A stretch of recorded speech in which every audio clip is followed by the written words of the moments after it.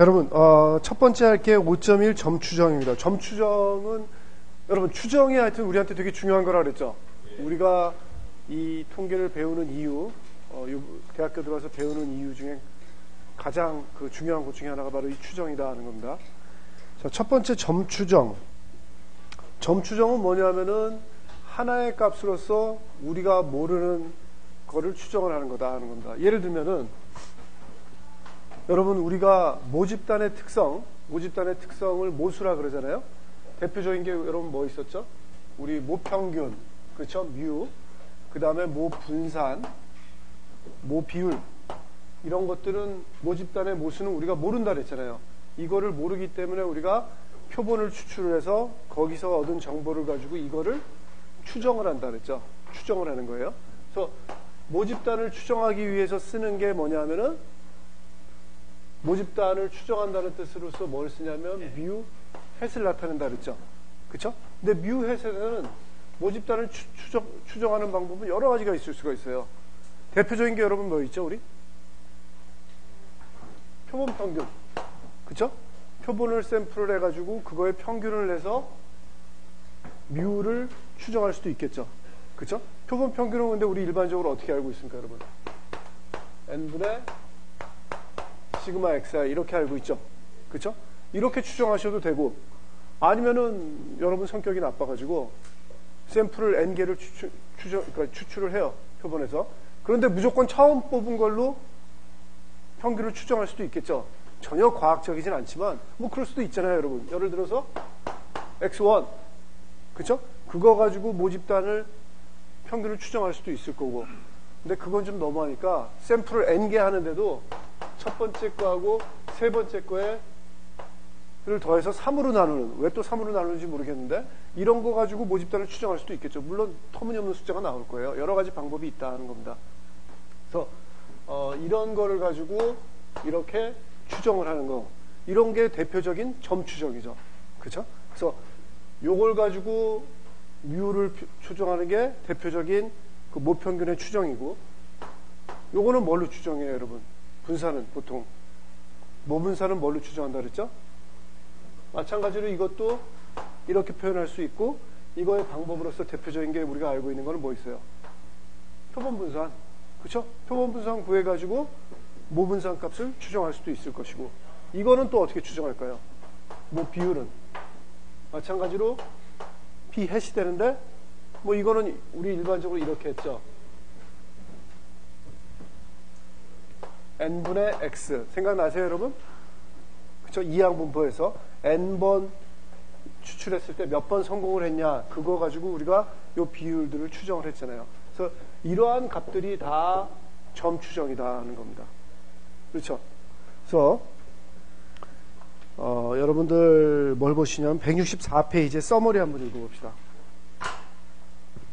표본의 수치적 대표값을 통계량이라고 하며 표본 평균과 표본 분산은 통계량이다. 맞죠, 여러분? 표본에 관계된 그런 숫자들을 우리가 통계량이라고 하는데, 표본 평균하고 표본 분산은 통계량이겠죠. 그쵸?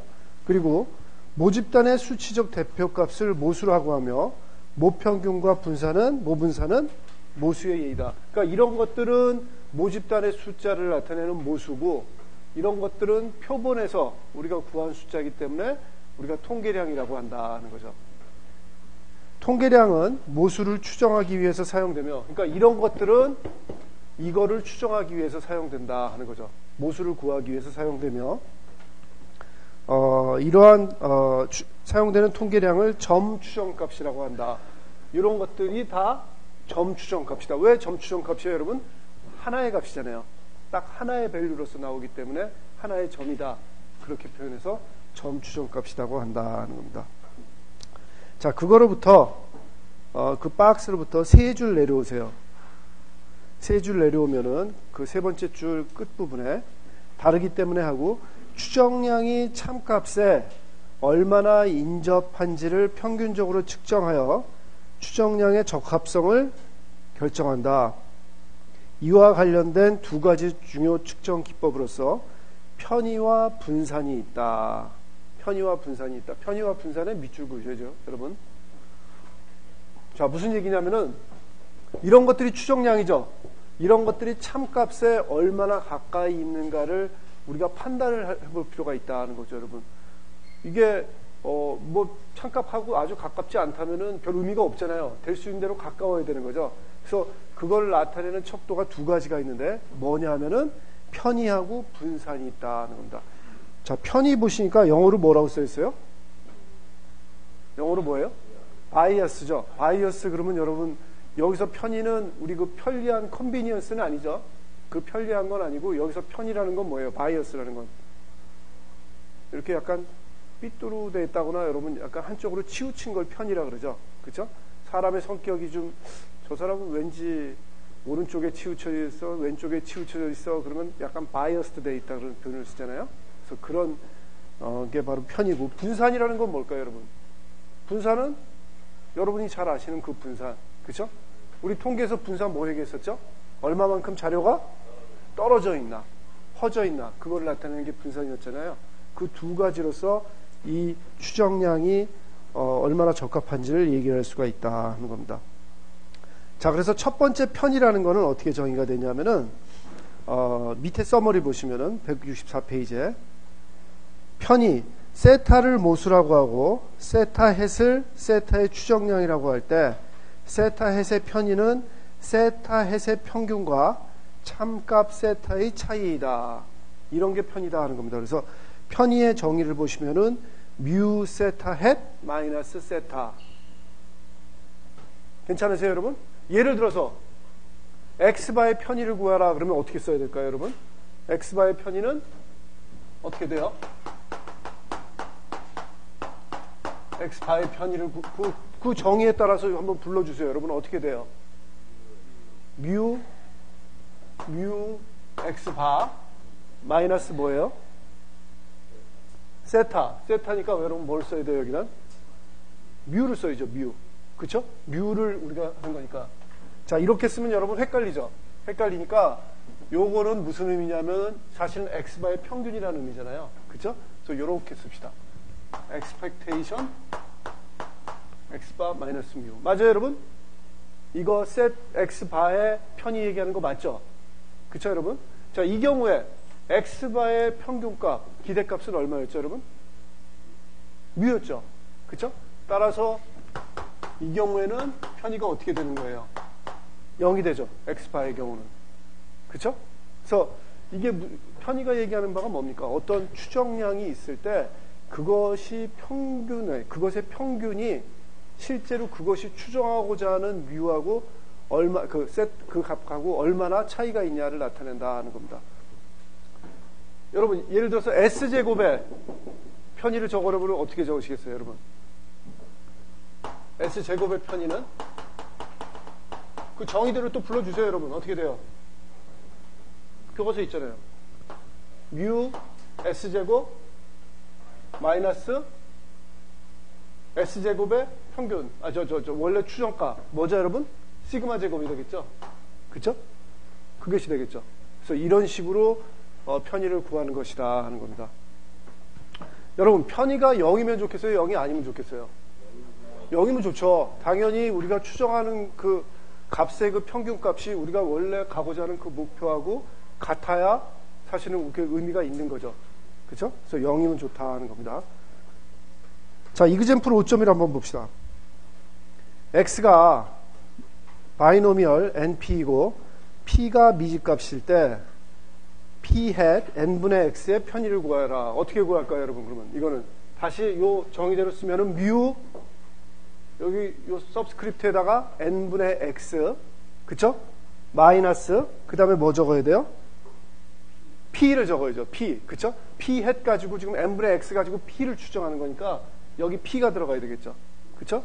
그렇게 된다 하는 겁니다. 그래서 솔루션을 한번 보시면은 뮤 p hat 마이너스 p이므로 뮤 p hat을 구해야 한다.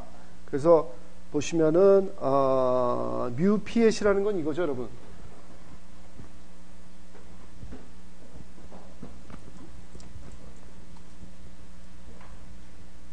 뮤 p hat이라는 거는 expectation p hat이니까 이거는 expectation n분의 x잖아요. 그쵸? 맞죠? 그래서 n 나오면은 expectation x. 그쵸? 그래서 이거는 어떻게 돼요? 이항분포에서 x의 평균값은 np죠. 그쵸? np에서 p가 나온다 하는 겁니다. 그래서 요거 마이너스 p를 하면 역시 이거의 편의도 0이 되는 거죠, 여러분. 그렇게 된다 하는 겁니다. 자, 그 다음에 자, 이 추정량의 적합도를 나타내는 두 가지 중에 첫 번째 게 바이어스, 편이고, 두 번째 건 뭐라 그랬어요, 여러분? 분산이라 그랬죠? 그쵸? 분산은 여러분한테 설명을 안 드려도 잘 알 수 있을 것 같습니다. 그래서 결론적으로 말씀드리면은 우리가 교과서 그림 5.1이 여기 있어요, 여러분. 여기 있어요. 그래서 편의하고 분산이 서로 다른 값들을 가질 때, 다양한 값들을 가질 때 어떠한 특성을 나타내라, 자료가 어떠한 특성을 나타내라 한번 그려본 거예요. 자, 예를 들어서 A번 경우는 뭐죠, 여러분? 한번 보시면은 편의와 분산이 작은 경우다. 자, 요게 원래 우리가 추정하고자 하는 참값이에요.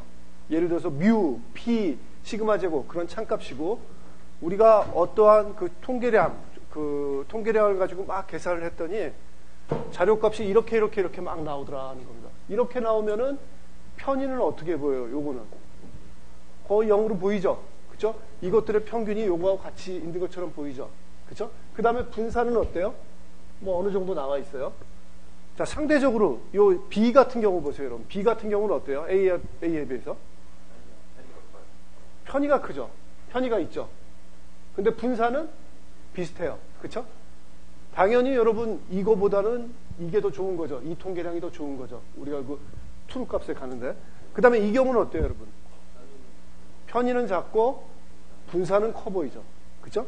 저거는 어떠냐면은 편의도 있고 분산도 컵에서 별로 안 좋다 하는 겁니다. 그쵸? 여러분 꼭 그거 같네요. 뭐 사격이나 여러분 양궁하는 거하고 비슷하죠. 그쵸? 어떤 사람이 활을 쏘는데 평균적으로 그 중심 간역에 가긴 가요. 좋은 거죠. 좋은 성질이죠. 평균적으로 중심 간역에 안 가고 7점에만 가면 그 사람 잘못된 거죠, 여러분. 10점에 가야지, 가운데. 그쵸? 평균적으로 10점으로 가고, 그 다음에 그 사람이 잘 쏘는 사람이라면은 평균적으로 감과 동시에 그 사람이 쏴가지고 관역에 맞는 게 요 분산이 아주 작겠죠. 그쵸? 평균적으로 가고 대부분 10점에 가야 좋은 거지. 평균적으로 10점으로 가고 뭐 7점, 5점 막 이렇게 쫙 퍼진 사람보다 10점 이렇게 몰려있는 사람이 훨씬 더 좋은 이 궁사잖아요, 여러분. 그쵸? 그래서 그거와 마찬가지다 하는 겁니다. 좋은 궁사, 좋은 통계량은 이와 같이 편의는 0이어야 되고, 0이면 좋고, 그 다음에 분산도 아주 작아야 된다는 거죠. 자, 그래서 요 편의하고 분산을 같이 나타내는 방법을 우리가 뭐라 그러냐면은 165페이지 그림 5.1 위에서 세 번째 줄, 가장 널리 사용되는 추정량 성능 측정법은 편의와 분산을 조합하는 것이다. 두 가지가 다 중요하댔으니까 두 가지를 조합을 해야 된다 하는 겁니다. 이러한 측정법을 평균 제곱오차, 영어로 mean squared error라고 하며 MSE로 표현한다. 평균 제곱오차는 분산과 편의의 제곱의 합이다. 그래서 식을 보시면 어떻게 되냐면은 그 그림 5.1 아래 그 박스 안에 세타를 모수라고 하자, 세타에서 세타의 추정량이라고 하자, 세타에서 평균 제곱 오차는 MSE는 어떻게 되냐면은 식 5.2의 우변을 보시면 첫 번째 항은 여러분 뭐예요? 편의의 제곱이죠. 플러스 그 다음에 뭐예요, 여러분? 분산이 나와 있죠. 분산은 원래 제곱이잖아요. 그래서 편의의 제곱에다가 분산을 더한 것, 둘 다 중요하댔으니까 편의의 제곱에다 분산을 더한 값을 실제로 이 성능을 측정하는데 그 척도로서 쓴다 하는 겁니다. 이게 작으면 좋아요? 크면 좋아요? 작을수록 좋다는 거죠. 편의는 0이 나와 최고고, 그 다음에 분산이 작을수록 좋을 테니까 이 MSE가 아주 작을수록 아주 좋은 통계량이다, 추정량이다 하는 걸 얘기를 준다 하는 겁니다. 그래서 5.2하고 5.3은 같은 식이다 하는 거 여러분 봐주시면 될 것 같고, 이그젬플 5.2 한번 봅시다. 이그젬플 5.1에서 우리가 요 n분의 x에 뭘 구했어요, 여러분? 편의를 구했죠. 그때 편의 얼마 나왔어요? 0 나왔죠. 그러니까 MSE를 구하려면 0 제곱에다가 플러스 시그마 제곱 요거 구하면 되겠죠. 요 n분의 x의 분산을 보시면은 어떻게 구했어요, 여러분? 그래서 보시면은 분산을 솔루션 보시면은 시그마 p 해 제곱은 시그마 n분의 x 제곱이니까 이거는 n 제곱분의 시그마 x 제곱해서 여러분 어떻게 돼요? 이항분포를 따르는 x의 분산은 어떻게 되죠? npq, np 1-p, 그쵸? 그거 딱 대입하셔가지고 나오면은 n분의 p 곱하기 1-p가 돼서 요거의 제곱이 딱, 요거의 제곱이 아니죠. 이거죠. 이게 딱 MSE가 되는 거죠. 편의는 아까 제곱라 그랬으니까. 그쵸? 이렇게 된다는 겁니다. 오케이? 쉽죠? 자, 이런 점추정 값의 한계는 여러분 뭘까요? 다시 한번 말씀드리지만 조금 불안하다는 거죠, 여러분. 그쵸? 제가 지난 시간에 말씀 안 드렸나요, 여러분? 예를 들어서 내일 비가 얼만큼 온다 하는 거를 일기예보를 하는데 서울 지역 행당동에 20mm 비가 온다 그렇게 얘기해서 20mm가 오면 다행인데 19mm만 오더라도 한 25mm가 온다 그래도 듣는 사람은 여러분 어떻게 얘기할 수 있냐면 너 또 틀렸잖아 그렇게 얘기할 수 있잖아요, 여러분. 그쵸? 그래서 불안하니까 우리가 어떻게 얘기하면 좀 편해요? 약간의 구간을 주면은 여유가 있잖아요. 그죠? 예를 들어서 15에서 25mm만큼 온다. 그러면 듣는 사람도 훨씬 좀 더 많은 정보를 얻는 거고 20mm 온다는 것보다 훨씬 더 이 커뮤니케이션이 잘 된다는 겁니다. 그래서 점 추정 값이 중요하지만 사실은 구간 추정이 어떻게 보면은 말하는 사람, 듣는 사람 더 좋다 하는 겁니다. 그래서 구간 추정을 한번 보자 하는 겁니다. 그게 첫 번째 얘기할 게 167페이지에 큰 크기를 갖는 표본의 실내 구간이다 하는 겁니다. 자, 구간 추정해서 그 구간을 우리가 어떤 표현으로 하냐면은 실내 구간이라는 표현을 써요. 실내 구간. 자, 다 좋은데 이렇게 합시다. 실내 구간은 여러분 그러면 어떻게 표현을 하면 좋을까요? 배우기 전에. 여러분 뮤를 우리가 점 추정하려면은 뭘 계산하면 제일 좋다고요? 어떤 통계량을 쓰면? 엑스파. 그쵸? 표본 평균을 썼었죠. 그게 우리가 유일하게 지금 알고 있는 거죠. 이걸 베이스로 해서 구간 추정을 하는 게 가장 논리적으로 맞겠죠, 여러분? 그거 말고 여러분 하실 수 있는 게 뭐 있어요? 구간 추정을 한다 그래서 점 추정 여태까지 배운 그 정보 말고 여러분들이 또 하실 수 있는 방법이 뭐가 있냐 하는 겁니다. 아무것도 없어요. 그쵸? 점 추정 값이 제일 우리한테 가장 핵심적인 정보다 하는 겁니다. 그래서 어떤 식으로 표현하면 좋냐면은 실내 구간은, 구간 추정은 여러분 169페이지 한번 보세요. 169페이지의 서머리 보세요. 박스 서머리 보시면은 실내 구간은, 구간 추정은 지금까지 살펴본 패턴을 따르며 다음과 같은 형태를 나타낸다. 점 추정값 플러스 마이너스 오차 한계. 맞죠, 여러분? 그게 가장 논리적으로 맞겠죠. 우리가 가지고 있는 게 점 추정값이 제일 좋은 정보니까 거기다가 아래 위로, 앞뒤로 약간의 이렇게 여유폭을 주는 게 가장 논리적으로 맞는 실내 구간, 구간 추정일 것이다 하는 겁니다. 이런 표현을 쓴다 하는 거죠. 그러니까 결국은 점 추정에서 구간 추정 가는 거는 점 추정 값을 아예 버리는 건 아니고 그걸 그대로 가져와 가지고 약간의 여유폭을 주는 게 구간 추정이다, 실내 구간이다 하는 거죠. 자, 이런 표현을 쓰고 여기서 이 오차 한계라는 거는 임계값에다가 표준 오차를 곱한 값이다 하는 겁니다. 자, 이제 그러면 우리 구간 추정을 하려면은 임계값이 뭐며 그 다음에 여러분 뭐예요? 표준 오차가 뭔지 그것만 공부하면 되겠네요. 그쵸? 그렇게 된다 하는 겁니다. 자, 그러한 그 방법으로서 뭐가 있냐면은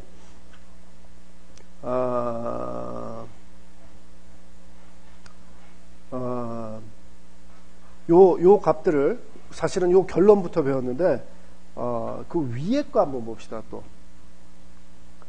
169페이지의 그 서머리 그 위에 부분.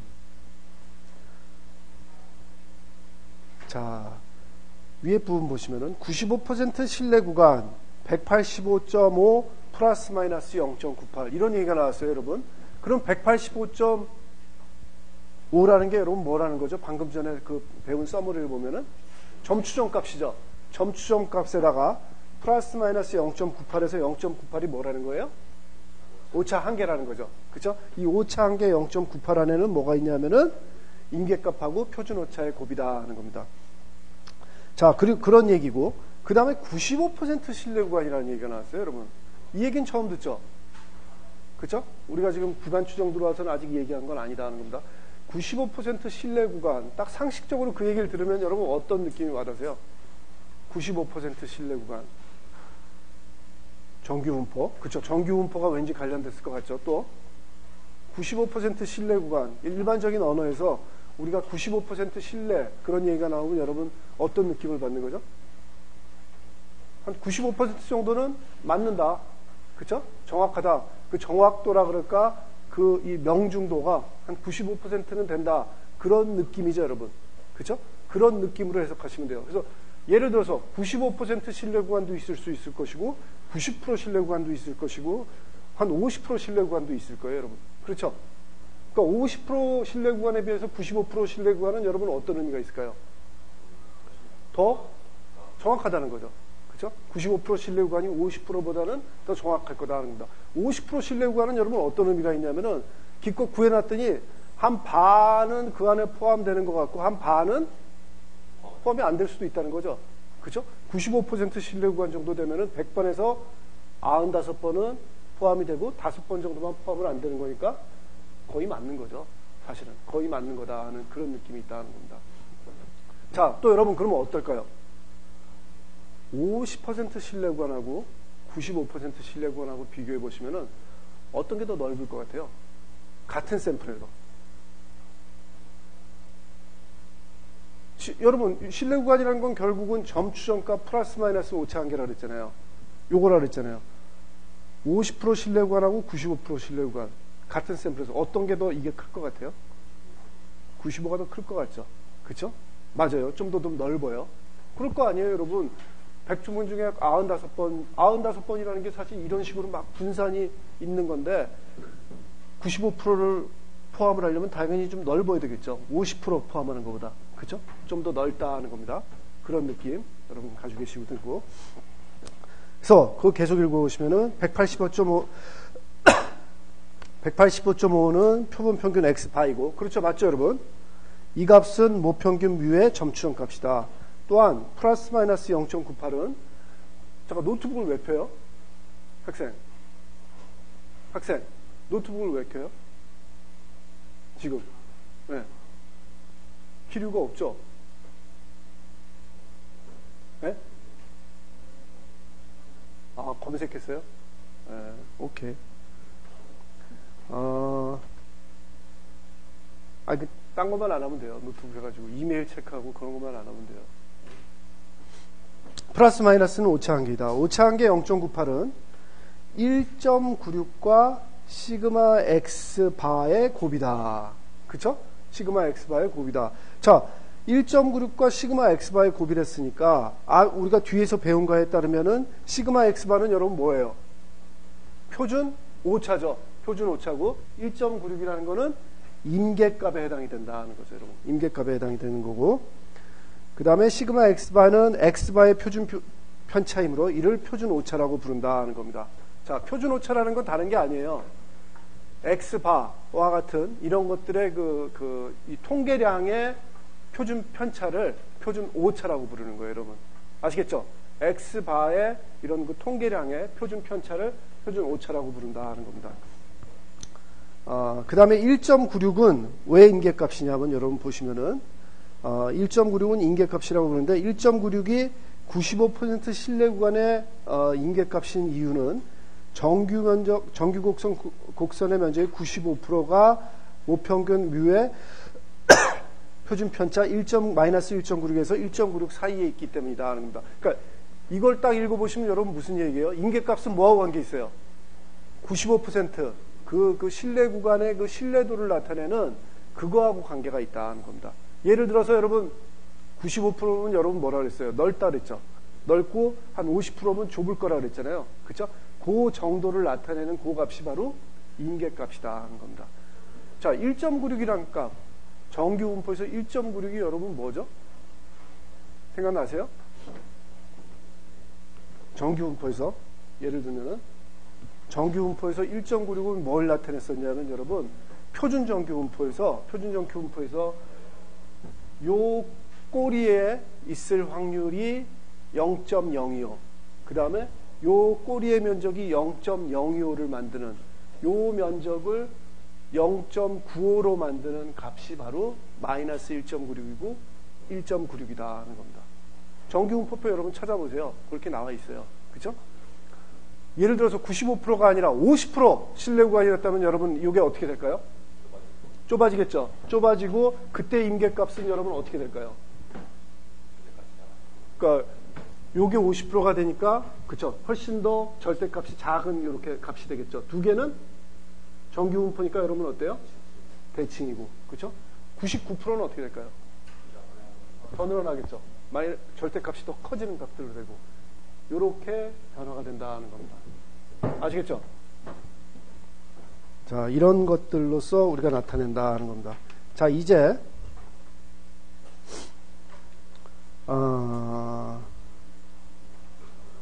이걸 한번 생각해 봅시다.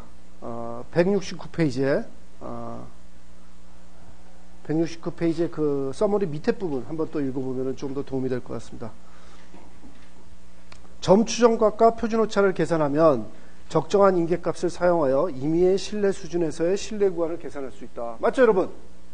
그러니까 여러분 실내 구간 추정을 하려면 제일 처음에 뭐가 있어야 돼요? 가운데 중심이 되는 점 추정값이 있어야 되고 그 다음에 뭐가 있어야 돼요?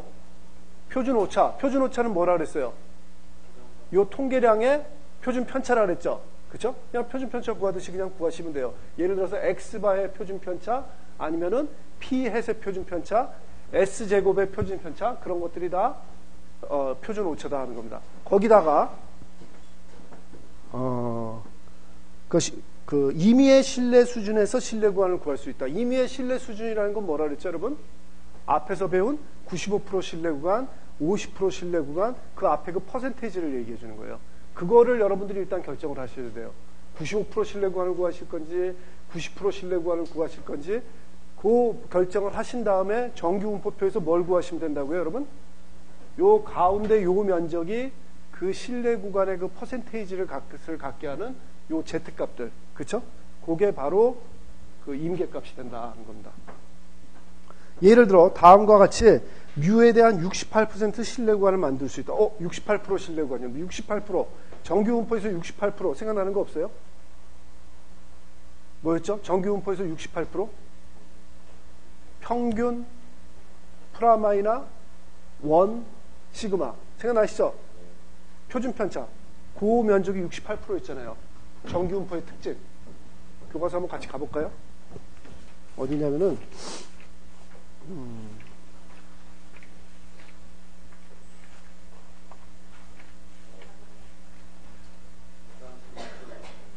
그쵸, 여러분 131쪽 보세요. 그림 4.3 생각나시죠? 보시면은 가운데 면적이 68%가 되게 하는 거는 뮤 프라마이나 1 시그마죠. 그 다음에 2 시그마는 몇 프로예요? 약 95%. 근데 사실은 정확한 값으로는 여러분 뭐였다고요? 방금 전에 보니까 1.96이에요. 그쵸? 그 다음에 99.7%가 되게 하는 거는 3 시그마, 프라마이나 3 시그마가 되는 거죠. 그때 요 1, 2, 3 이런 것들이 바로 요 신뢰 구간에서의 임계값이 된다는 거죠. 아시겠죠? 그래서 68% 신뢰 구간을 만들 수 있다. 정규 곡선에서 가운데 부분 68%는 모평균 뮤를 기준으로 양쪽으로 1 시그마 X 바만큼 떨어진 구간에 대응한다. 임계가 1은 표출 표본 68%에 대한 모평균을 포함하는 신뢰 구간을 만든다. 그쵸? 그렇게 해서 신뢰 구간을 구하라 하면은 여기 나온 것처럼 185.5 플러스 마이너스 1 여기서 1이라는 게 여러분 뭐라고요? 68%에서 오는 임계값이고 그 다음에 곱하기 0.5 0.5는 여러분 뭐라고요? 표준 오차 그쵸? X바의 표준 편차를 나타내는 표준 오차가 된다는 겁니다. 그렇게 해서 신뢰 구간을 구할 수 있다는 겁니다. 쉽죠? 어렵지 않죠? 자, 이거를 좀 더 정형화해서 그 공식적인 식으로 나타낸다면은 어떻게 되냐면은 뭐가 이해한대요? 네? 이해 가죠? 네. 그래서 이런 식으로 표현할 수가 있다는 겁니다. 이런 식으로. 좀 더 공식적으로 표현을 한다면은 예를 들어서 95% 신뢰 구간은 우리가 어떻게 표현을 한 거냐면은 95% 신뢰 구간을 얘기를 하려면 요 1-알파가 뭐였어야 돼요, 여러분? 0.95가 됐어야 되죠. 그쵸? 그러면 알파가 얼마? 0.05가 돼야 되죠. 그쵸? 0.05가 돼야 되는 거니까 우리가 100 곱하기 1-알파 퍼센트 신뢰 구간을 구하는 방법은 이런 방식으로 쓸 수가 있다는 겁니다. 그렇죠? 모평균의 경우에 모평균의 신뢰 구간은 이런 방식으로 우리가 쓸 수 있다는 거죠. 오케이? 자, 그래서 서머리 다시 한번 봅시다. x1, xn은 평균 뮤와 표준 편차 시그마를 갖는 모집단에서 임의로 추출한 크기가 큰 표본일 때 n이 30 이상일 때 여러분 n이 30 이상일 때 이거 무슨 정리? 중심극한 정리. 중심극한 정리 생각나세요? 중요하다 그런 거? 지난 시간에 배운 거 뭐였죠, 여러분? 30 이상이면 그쵸? x반은 어떤 분포를 따른다? 정규 분포를 따른다. 모집단이 무슨 분포인가에 상관없이 그쵸? 그렇기 때문에 중심극한 정리가 중요하다 그랬죠, 여러분. 중심극한 정리가 중요한 이유는 모집단이 어떤 분포이든지 상관없어요. 심지어는 이산 확률 분포라도 돼요. 모집단이 충분히 30 이상만 되면은 거기서 샘플링한 X바 표본 평균은 정규 분포를 따른다 하는 게 아주 중요한 그 중심극한 정리를 했죠. 그래서 이걸 다시 읽어보면은 n이 30보다 큰 거 나왔으니까 우리가 중심극한 정리를 쓰라 봅니다. 그죠? 한번 계속 읽어봅시다. X바는 근사적으로 정규 분포를 갖는다. 여기서 중심극한 정리 또 한번 쓴 거죠. 그죠? 근사적으로 정규 분포를 갖는다라고 쓴 거다 하는 겁니다. 이때 뮤의 100 곱하기 1-알파 퍼센트의 신뢰 구간은 다음과 같다. X바 프라마이나 Z 2분의 알파 곱하기 시그마 X바다. 맞죠, 여러분? 이런 식으로 표현을 한다는 겁니다. 요 그림이 조금은 잘못됐죠. 사실은 방금 전에 얘기를 하려면 여러분 어떻게 돼요? 여기가 X바가 돼야 되죠. X바. 그 다음에 요것도 X바. 그렇게 바뀌어야 되겠죠. 그렇게 돼야 된다는 겁니다. 예, 바꾸세요. 바꾸셔도 돼요. 예. 자, 이그젬플 5.3 눈으로 봅시다. 100개의 배터리의 냉각 크랭크 전류량에 대한 표본 평균과 표준 편차는 각각 X바는 185.5, S는 5.0이다. 배터리 평균 전류량에 대한 85% 신뢰 구간을 구하라. 어떻게 구하면 될까요, 여러분? 85% 신뢰 구간을 구하라 하면 어떻게 구하면 돼요? 알파에다가 뭐 넣는다고요? 0.15 넣으면 되는 거죠. 0.15 넣어가지고 Z 뭐가 되는 거예요? 0.075가 되는, 그러니까 Z 0.075라는 의미는 뭐예요? 그거보다 큰 요 면적이 0.075가 나오게 하는 그 Z 값을 표준 정규 분포표에서 찾아야 되는 거죠. 그쵸? 그 값을 여러분들이 찾기만 하면 돼요. 그 값을 찾아가지고 점 추정값 얼마? 표본 평균 185.5 프라마이나 Z 0.075 곱하기 여러분 어떻게 하면 돼요? 표준 오차 뭐예요?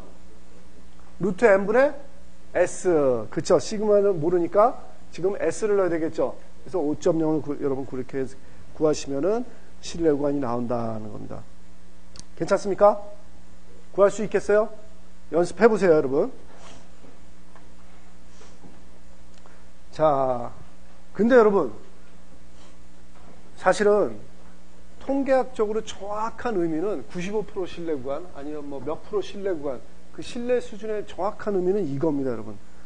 뭐냐면은, 우선 173페이지 가보세요, 여러분. 교과서.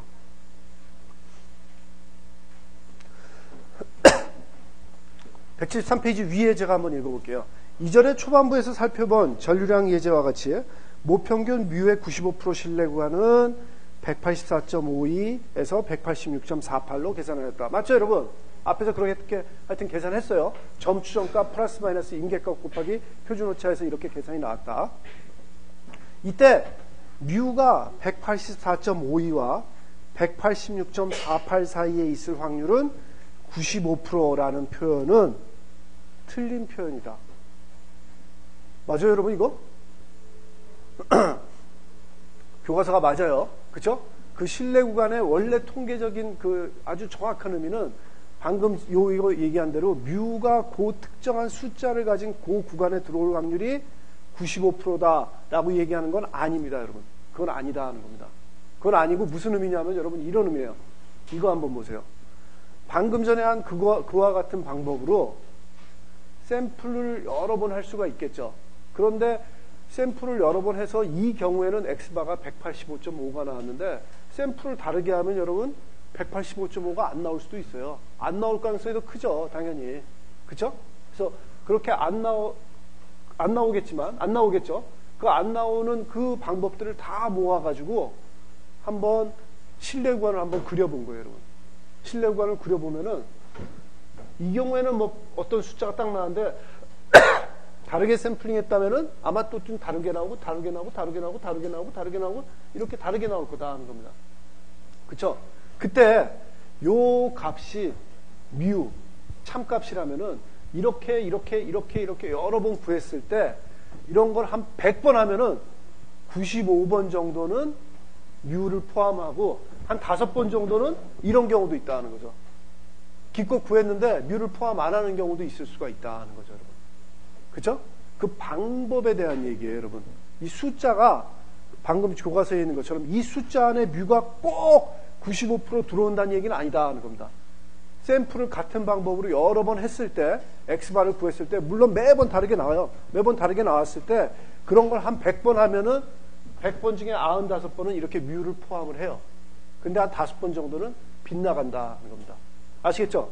그래서 95% 신뢰 구간의 의미는 그 방법에 대한 의미지 그 방금 전에 여러분들이 계산하신 얼마부터 얼마? 184.52하고 186.48 이 숫자에 엄청난 의미가 있는 건 아니다 하는 거죠. 오케이? 금방 안 와닿죠? 그쵸? 제가 이렇게 설명해도 여러분 한 조금 있다 보면은 이 과목 다 듣고 한 2주 있으면 여러분 문제 풀면서 여러분이 여전히 어떻게 생각하냐면은 방금 교과서에서 얘기한 그거 있죠. 틀렸다는 거. 이 의미로 받아들일 거예요. 이 의미로 받아들일 거예요. 근데 정확한 얘기는 아니다 하는 겁니다. 그게 맞는 얘기는 아니다. 통계학적으로. 그것만 알고 계시면 돼요. 오케이? 자, 이렇게 됐다 하는 거 보시고. 그 다음에 여러분 또 알고 싶은 게 뭐가 있냐면 174페이지 한번 가봅시다.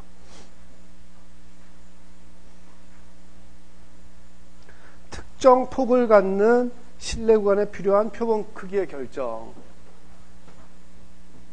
특정 폭을 갖는 신뢰 구간에 필요한 표본 크기의 결정. 자, 특정 폭이라는 건 뭐냐면은 신뢰 구간은 여러분 어떻게 표현했어요? 우리가 점 추정값 플러스 마이너스 뭐라 그랬죠? 오차 한계라 그랬죠? 근데 오차 한계는 임계값에다가 표준 오차 곱한 값이라 그랬죠? 플러스 마이너스 오차 한계. 양팔이 있단 말이에요. 그런데 우리가 가끔 그런 경우가 있을 수가 있잖아요. 요 팔의 길이를 표현이 좋지 않다. 내 팔의 길이를 일정하게 하고 싶다. 그러니까 예를 들면은 온도 우리 강우량 얘기했었잖아요. 일기예보에서 강우량 얘기하는데 그 오차 한계를 한 5mm 이내로 하고 싶다. 그렇죠? 5mm 이내로 하고 싶다 하는 그런 그 주문이 있다면은 우리가 그걸 어떻게 맞춰야 되냐 하는 겁니다. 어떻게 맞춰야 되죠, 여러분? 오차 한계는 뭐였어요? 뭐하고 뭐하고? 임계값하고 표준 오차. 그렇죠? 임계값은 정해져 있죠. 여러분들 몇 % 신뢰 구간으로 구하라고 아마 오도가 올 거예요. 그건 정해져 있다 그러고. 그 다음에 표준 오차를 건드려야 되는데 표준 오차는 여러분 뭐예요? 표준 편차인데 통계량의 표준 편차인데 근데 사실은 변화시킬 수 있는 게 n밖에 없죠. 시그마 그거는 사실은 정해져 있잖아요. 또 정해져 있으니까 n밖에 없다 하는 겁니다. 무슨 얘기예요, 여러분? 요 오차 한계를 조절할 수 있어요. 근데 조절을 하려면은 샘플 개수를 늘리거나 줄여가지고 우리가 원하는 만큼 오차 한계를 구할 수가 있다 하는 거죠. 오케이? 자, 교과서 제가 한번 읽어볼게요. 예제 5.4에서 95% 신뢰 구간은 12.68 플러스 마이너스 1.89로 주어져 있다. 이 구간은 평균이 플러스 마이너스 1.89 구간에 있다는 것을 나타낸다. 이 구간의 폭이 너무 넓어서 쓸모가 없는 경우를 생각해요. 자, 평균이 플러스 마이너스 0.5 구간에 있는 것을 나타내는 95% 구간을 산정하는 것이 바람직하다고 한다면 이를 위하여 표본의 크기를 늘려야 된다는 거죠, 여러분. 방금 전에 딱 구해보니까 이 폭이 1.89가 나왔다는 겁니다. 근데 1.89라는 거는 너무 넓다, 의미가 없다 하는 그런 경우가 있을 수가 있겠죠.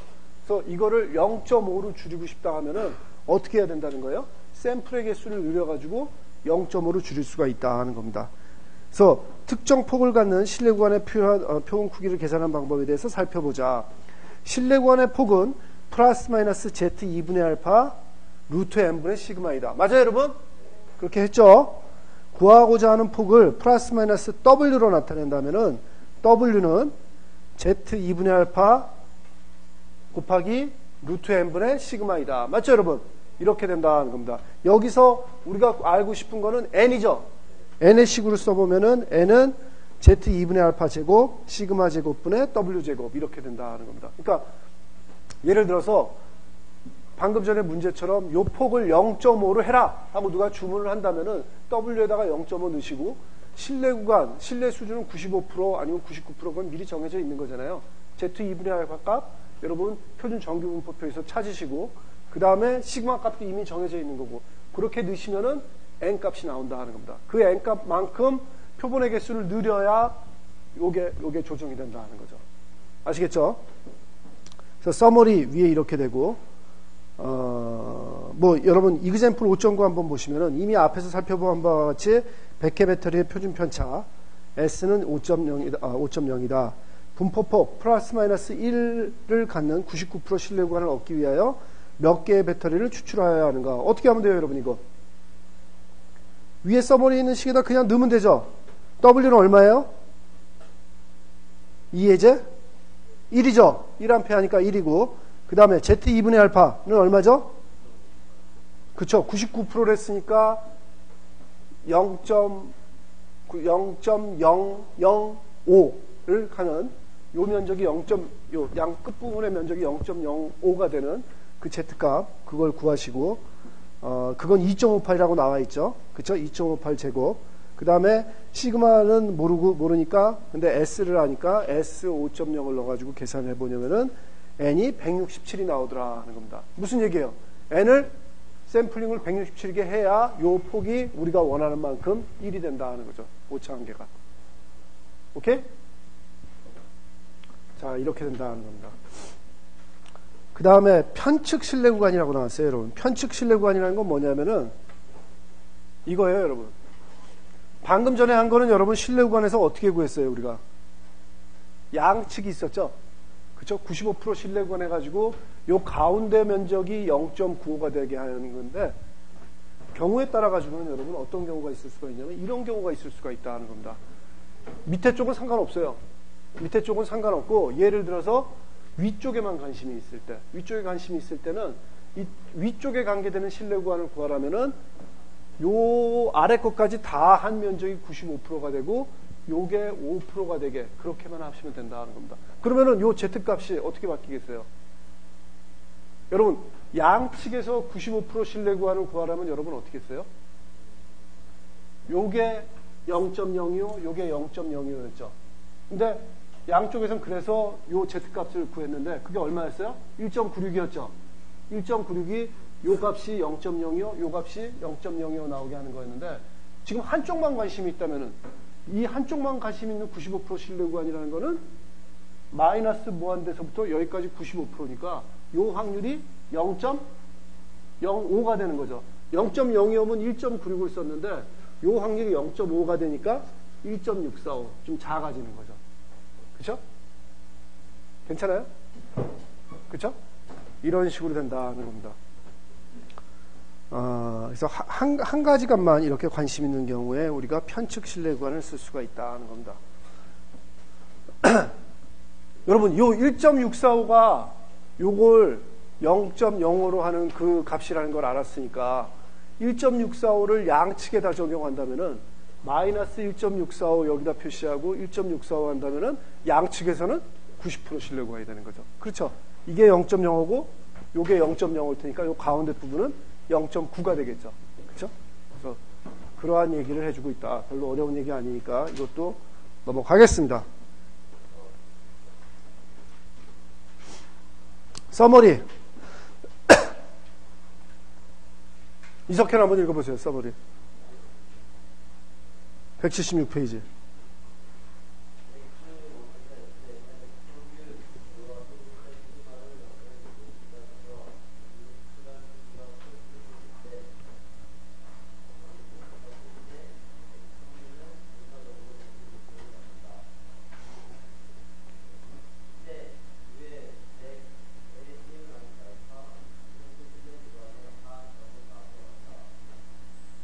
오케이. 상한값도 그렇게 갔다. 여러분, 그러니까 이건 처음에 하한값이라는 얘기는 뭐냐면 요게 아니라 플러스 무한대에서부터 여기까지의 확률이 95% 100분의 알파, 100 곱하기 1 마이너스 알파 %가 되게 하는 그 값을 얘기해 주는 거죠, 여러분. 그죠? 상한값이라는 건 요 값을 얘기해 주는 거고. 그래서 이렇게 된다. 앞에 양측하고 차이는 뭐냐면은 앞에서는 Z 2분의 알파인데 여기서는 Z 알파가 되죠. 그것만 차이가 있다. 이거 여러분들 알고 계시면 되겠다 하는 겁니다. 자, 그래서 넘어가고 5.3 비율의 신뢰 구간.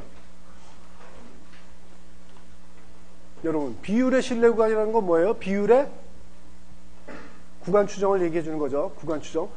원칙은 어떻게 될까요? 똑같아요. 여러분. 점 추정값 플러스 마이너스 오차 한계. 그쵸? 점 추정값 플러스 마이너스 오차 한계고 오차 한계는 임계값 곱하기 표준 오차라 그랬죠. 그쵸? 여러분 공부 안 하고 우리가 책 보지 말고 한번 개수해 봅시다. 어떻게 되나?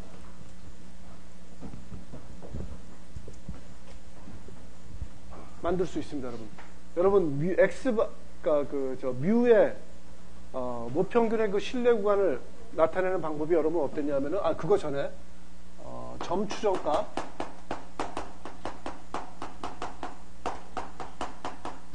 플러스 마이너스 임계값 곱하기 죄송합니다. 표준 오차라 그랬죠?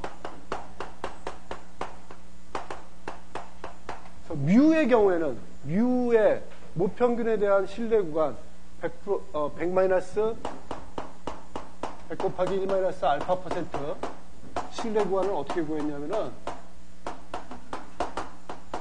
여러분 뮤 경우에는 x바 점추정값 그쵸? 뮤의 점추정값 x바 플러스 마이너스 z 2분의 알파 맞죠 여러분? z 2분의 알파에다가 표준오차가 뭐였죠 여러분?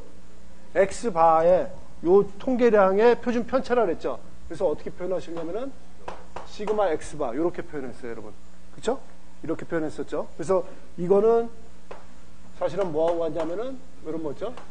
루트 n분의 시그마 이렇게 됐었죠. 시그마를 모르는 경우에는 s를 시그마 대신 넣어가지고 그렇게 구했다는 겁니다. 자, 그 방법을 생각해 보았을 때 이제 우리가 할 건 여러분 뭐예요? 5.3은 비율이죠. 모비율 P에 대한 100 곱하기 1 마이너스 알파 퍼센트 신뢰 구간을 구하려면은 어떻게 구할까요? X바 대신에 뭐 들어가야 돼요, 여러분? P 뭐 들어가야 돼요, 여러분? 슬쩍 한번 커닝을 하시든지. P 햇 들어가겠죠, 여러분? 그쵸? P 햇 들어가고, 그 다음에 플러스 마이너스 Z 2분의 알파는 어떨까요? 똑같아요. 그쵸? 똑같아요. 그 다음에 요거는 뭐 들어갈까요? 그쵸? 루트에, 여러분 생각나세요? 그러니까 이거죠. 시그마 n분의 x. 그쵸? 이거 하면 어떻게 되죠? 그래서 루트를 씌우니까 분산이 여러분, 그쵸? 그러니까 이게 어떻게 되지? n분의 NP 이거니까 이거죠. 이거. 이렇게 되겠죠. 그쵸? 이렇게 된다는 겁니다. 맞죠? 요거 나오는 거 여러분들이 하실 수가 있죠. 그쵸? 이렇게 된다는 거죠. 자, 그런데 문제가 뭐가 있냐면은 여기서 이거예요, 여러분. 좀 이따 말씀드리겠지만 요 P를 알아요, 몰라요? 원래 분산에서 공식은 P예요. 모비율이라고요. 근데 모비율 P를 알아요, 몰라요? 모르죠. 당연히 모르죠, 여러분. 모르니까 지금 우리가 이 짓 하고 있는 거 아니에요. 모비율 P 알면 이 통계 왜 해? 그쵸? 그거 그냥 쓰면 되지. 그쵸? 그거 모르니까 지금 이러고 있는 거잖아요. 모른다고요. 그럼 어떻게 해야 될까요? 이거를. PS를 써요. PS를 쓰는 방법도 있고, 그게 아주 고전적인 방법이 있고, 교과서에서는 또 새로운 방법을 하나 또 소개하고 있어요. 그래서 그것만 다루고, 나머지는 앞에 하고 구조가 똑같다 하는 겁니다. 아시겠죠? 자, 한번 봅시다. 그래서 비율의 신뢰 구간. 비율의 신뢰 구간.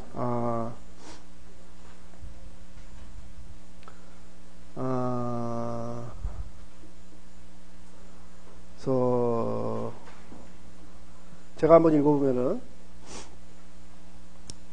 5.2절의 방법, 즉 식 5.4는 표본을 추출한 모집단 평균의 신뢰 구간을 찾기 위해서 쓸 수 있다. 이 절에서는 모비율의 신뢰 구간을 구하기 위하여 이 방법을 적용하는 것을 살펴보도록 한다. 예를 통하여 이 방법을 살펴본다. 예제 5.4에서 저탄소 합금강에 구멍을 뚫는 마이크로 드릴 평균의 신뢰 구간을 산정하였다. 드릴이 파괴되기 전에 적어도 10개의 구멍을 뚫어야 하는 규정이 있다고 가정한다. 144개의 표본을 실험하였고 그중 120개, 즉 83.3%가 규정을 만족시켰다고 한다. 규정을 만족시키는 모집단에서의 마이크로 드릴의 B를 P라고 한다. P의 95% 신뢰 구간을 산정해 본다 하는 겁니다, 여러분. 오케이? 자, P를 지금 모르는 거고 지금 샘플을 해보니까 표본 비율은 얼마 나왔다고요, 여러분? 0.833이 나왔다는 거죠. 그죠? 0.833이 나왔다는 거잖아요. 이를 위하여 점추정값, 인계값, 표준오차가 필요하다. 점추정값을 계산하기 위한 두 가지 방법이 있다. 한 가지는 전통적 방법이고 또 하나는 방법은 더욱 정확한 결과를 나타내는 현대적 방법이다. 현대적 방법을 사용하는 것이 훨씬 좋지만 전통적인 방법도 아직도 종종 사용되므로 이를 이해할 필요가 있다 하는 겁니다. 그래서 전통적인 방법은 어떻게 되냐 하면은 보시는 것과 마찬가지로 표본의 크기가 크므로 중심극한 정리를 따른다. 그래서 따라서 X는 평균이 NP고 분산이 NPQ를 따르는 정규분포가 된다 하는 거고 P 햇이 N분의 X이므로 P 햇은 평균이 P이고 분산이 N분의 P 곱하기 1-P를 따른다 하는 거죠. 오케이? 자, 이렇게 될 때 P 햇의 표준오차는 루트 N분의 P 곱하기 1-P이다. 맞죠, 여러분? 그런데 방금 전에 얘기한 것처럼 P를 알아요, 몰라요? 모른다 그랬죠? 모르기 때문에 고전적인 방법은 P 대신에 뭐 썼어요, 여러분? P 햇을 넣어가지고 요걸 구했다는 겁니다. 그쵸? 그게 고전적인 방법이에요. 자, 현대적인 방법은 뭐냐면 여러분 서머리 한번 보세요. 서머리 보시면은 성공의 확률 P를 갖는 독립배분이 시행해서 성공의 수를 X라고 할 때, 즉 X는 바이노미얼 NP라 하자. N 햇도 아니고 이거 뭘까요, 여러분? N 물결 그렇게 얘기할까요? 오케이. N 물결은 N 플러스 4로 하고 P 물결은 N 물결분의 X 플러스 2라고 하면 P의 100 곱하기 1-알파% 신뢰 수준에서의 신뢰 구간은 P 물결 플러스 마이너스 Z 2분의 알파 루트 N 물결분의 P 물결 1-P 물결이다 하는 겁니다. 뭐 좀 찝찝하죠, 여러분?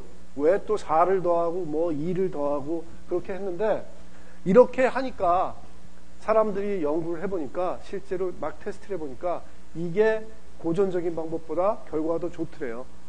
이론적으로. 그래서 이 방법을 썼다 하는 겁니다. 우리는 왜 이 방법이 더 결과가 좋은지는 모르고 넘어갑시다, 여러분. 그것까지 하면 너무 세상이 복잡해지잖아요. 우리 결과만 씁시다. 그렇죠?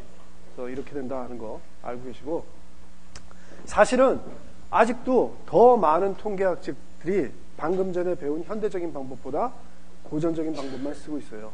고전적인 방법으로 그냥 다 설명을 하고, 여러분들이 시험 보시고 문제 풀고 하는 데는 고전적인 방법으로도 충분해요.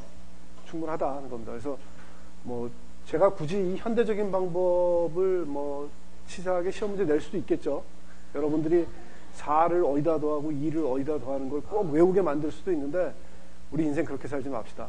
네, 현대적인 방법 안 물어볼게요, 여러분. 시험에서 그냥 있다 정도만 알아두시고, 단 여러분 고전적인 방법은 알고 계셔야 돼요. 그죠? 고전적인 방법은 알고 계셔야 된다. 고전적인 방법의 핵심은 뭐예요, 여러분? 원래는 요 표준 오차를 구할 때 P인데 그냥 아무것도 없는 순수 모비율인데, 모비율을 우리가 몰라요. 그렇죠? 모르기 때문에 모비율에 대해서 지금 가지고 있는 베스트 인포메이션이 뭐예요? 우리가 표본 비율이죠. 표본 비율을 P 햇을 넣어가지고 요걸 계산하는 거, 그게 고전적인 방법의 핵심이다. 오케이? 그 다음에 이게 바로 또 어떻게 보면은 모비율의 100 곱하기 1 마이너스 알파 퍼센트 신뢰 구간을 구하는데, 이거 말고는 위에서 한 거하고 똑같죠? 똑같기 때문에 별로 어려운 게 없다는 겁니다, 여러분. 여러분 표준 오차 구하실 수 있고, 당연히. 그죠? 이거는 5장의 문제가 아니라 4장의 문제고 뭐 3장의 문제잖아요. 이미 다 구하실 수 있고 하니까 별 무리가 없을 거다 생각한다는 겁니다. 그래서 뭐 쫙 보시면 되고, 그 다음에 180페이지. 특정 폭을 갖는 실내 구간에 필요한 표본 크기 결정. 이거 뭐예요, 여러분? 특정 폭을 갖는 실내 구간의 그거는 앞에서 한 거하고 또 똑같죠, W. 그거하고 똑같아요. 단지 표준 오차가 아까는 n분의 시그마, 뭐 루트 n분의 시그마 그거였는데, 지금은 요거로 또 바뀌는 거죠. 요거로 바뀌어가지고 n의 식으로 나타내가지고 n을 구하는 거하고 똑같다 하는 겁니다. 그래서 결론만 봅시다. 결론만 보시면은 폭 플러스 마이너스 W를 갖는 100 곱하기 1 마이너스 알파 퍼센트 신뢰 수준의 신뢰 구간을 만들기 위해 필요한 표본의 크기는 다음과 같다. n은 W 제곱분의 Z 2분의 알파 제곱 곱하기 P 물결 곱하기 1 마이너스 P 물결, 이렇게 해도 되고, 뭐 하여튼 여러분 고전적인 방법에서도 여러분도 구하실 수 있겠죠. 이렇게 구할 수 있는데, 두 가지가 나눴어요. P 물결 값이 있는 경우, 없는 경우. 자, 있는 경우는 P 물결 값을 구하셔가지고 하면 되고, 없는 경우에, 예를 들어서 그거를 안 물어보고 그 문제를 안 주고 계산하기 전에 물어볼 수도 있잖아요, 여러분. 요 폭을 이렇게 했을 때 샘플을 몇 개 해야 되나. 그렇게 사실은 그 경우가 더 많죠. 우리가 실험하기 전에 결정하는 경우가 많잖아요. 그런 경우에는 P 햇에 대해서 실험을 안 한 경우에는 여러분 식이 어떻게 돼 있어요? 여러분 보시면은 위의 식에서 뭐만 차이 나는 거예요? P 물결 대신에 뭐 하는 거예요? 이리 보시면은 0.5를 넣은 거예요, 여러분. 0.5. 왜냐하면은 P 곱하기, 여러분 P 물결 생략하시고, 요거 P 곱하기 1-P는 P의 뭐예요? 2차 함수죠. 그쵸? 2차 함수고, 언제가 최대값을 가져요, 이게? 0.5일 때 최대값을 갖죠. 0.5 아니면은 그 값이 다 떨어지잖아요. 그래서 가장 큰 0.5 값을 넣어서 계산한 거예요, 여러분. 아시겠죠? 전혀 정보가 없을 때는 그 P 곱하기 1-P의 최대값을 갖게 하는 요 값에다 0.5씩을 넣어가지고 계산한 게 이 결과다 하는 겁니다. 오케이? 전혀 정보가 없을 땐 그렇게 해서라도 n을 구해야 되죠. 그쵸? 그래서 이 방법이 어떻게 보면은 사실은 식 5.11보다 식 5.12가 훨씬 더 현실적으로는 더 유용한 경우예요. 유용한 경우고 더 많이 쓰는 경우다 하는 거니까 여러분 알아두시면 될 것 같습니다. 그 다음에 뭐 나머지는 여러분 할 거 없어요. 그야말로 똑같아요. 반복이에요. 반복이라 제가 얘기 안 할게요. 5.3은. 그러니까 비율의 문제는. 오케이? 자, 이제 5.4 시간 남으니까 나갑시다. 여러분 근데 5.4 타이틀을 보시면은 작은 표본을 이용한 모평균의 신뢰 구간이에요. 5.2의 타이틀이 뭐였어요? 큰 크기를 갖는 표본의 신뢰 구간. 작은 표본을 이용한 모평균의 신뢰 구간. 작은 표본, 큰 표본. 그 차이밖에 없네요. 자, 큰 표본이라 그러면은 여러분 우리가 어떤 정리 쓰려고 큰 표본을 쓴 거예요? 중심극한 정리. 그쵸? 모 집단이 어떤 분포를 갖던지 간에 정규분포, X반은 정규분포를 따른다 하는 그 정리를 이용하려고 큰 표본이라는 그런 단서가 들어갔는데 세상 일이 그렇게 또 편하지 않다는 거죠. 우리가 원하는 n이 30보다 큰 게 안 될 수도 있잖아요. 그죠? 샘플을 그렇게 못할 수도 있어요. 아니면 모르겠어요. 무슨 이유에서는지 철저하게 게으르든지 아니면 상황상 샘플을 한 10개밖에 못하면은 아니면 뭐 한 20개, 15개밖에 못하면은 여러분 눈 딱 감고 중심극한 정리 쓰면은 정규분포 그냥 해도 되겠죠. 그런데 찝찝하죠, 여러분. 중심극한 정리를 쓸 수 있는 상황이 아니잖아요. 그 경우에 문제를 어떻게 풀겠냐 하는 게 5.4에서 할 얘기입니다. 결론은 뭐냐면은 정규분포 대신에 무슨 분포를 쓰냐면은 앞에서 배운 여러분 맥주회사 생각나요? 맥주회사에서 일하던 기네스 맥주회사에서 일하던 포화성 분포 얘기한 사람, 그 사람이 뭐라 그랬죠, 여러분? 스튜던트, 논문을 스튜던트 이력이라고 썼잖아요. 사실은 포화성 분포보다 더 큰 공헌을 한 게 뭐냐면 그 사람이 T분포라는 걸 만들었어요. 정규분포 대신에 T분포를 쓴다 하는 겁니다. 그게 핵심 내용이에요. 정규분포 대신에 T분포를 쓴다. 근데 T분포는 어떻게 생겼냐면은 이렇게 생겼어요, 여러분. 여러분, 요 Z, 요 빨간 게 정규분포예요. 정규분포인데 T분포는 쉐입은 거의 똑같죠, 여러분. 어떤 특징이 있어요?